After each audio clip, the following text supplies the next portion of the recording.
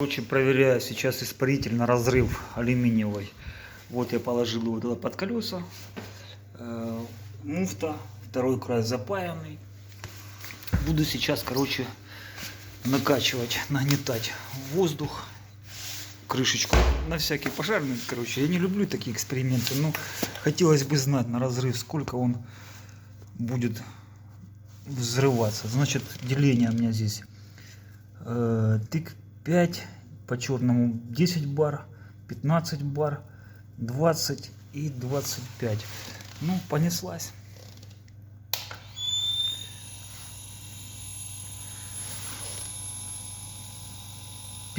бар держит, 20 бар держит, 25 бар держит.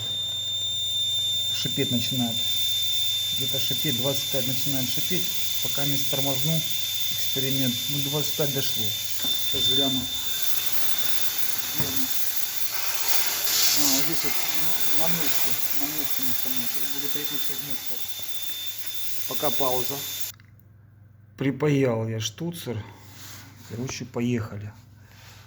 Включаем аппарат. 10, 15, 20 бар, 25, 30 где-то травят, вот 30, 35.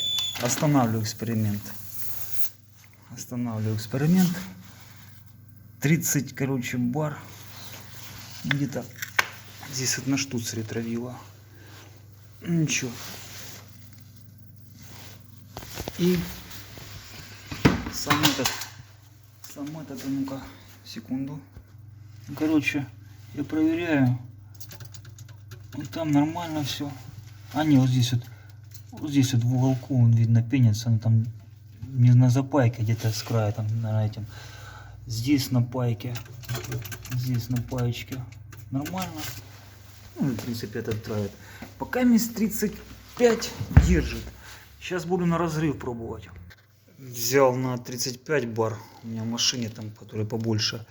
Короче, 35 бар. Здесь 3,5 мегапаскаля. Ну, короче, до 35.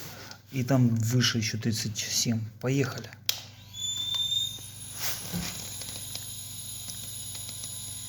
$10 бар. 15 бар.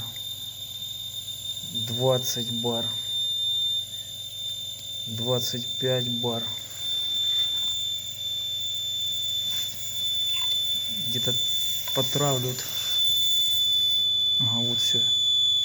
На штуцере здесь плохо прикрутил. Так, 35 бар. Ну, короче, компрессор уже дохнет. 34, 35, 36, 37. Ну, короче, останавливаю. Вот такая фишка. Ух ты, он погнал. Погнал,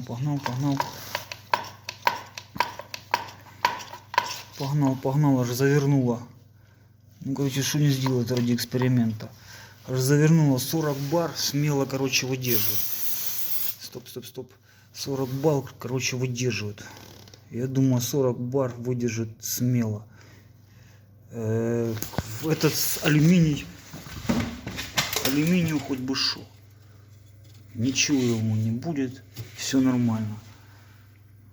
Ну, эксперимент, я думаю, 20 бар можно качать. Ну, нежелательно. Здесь тоже такой алюминий.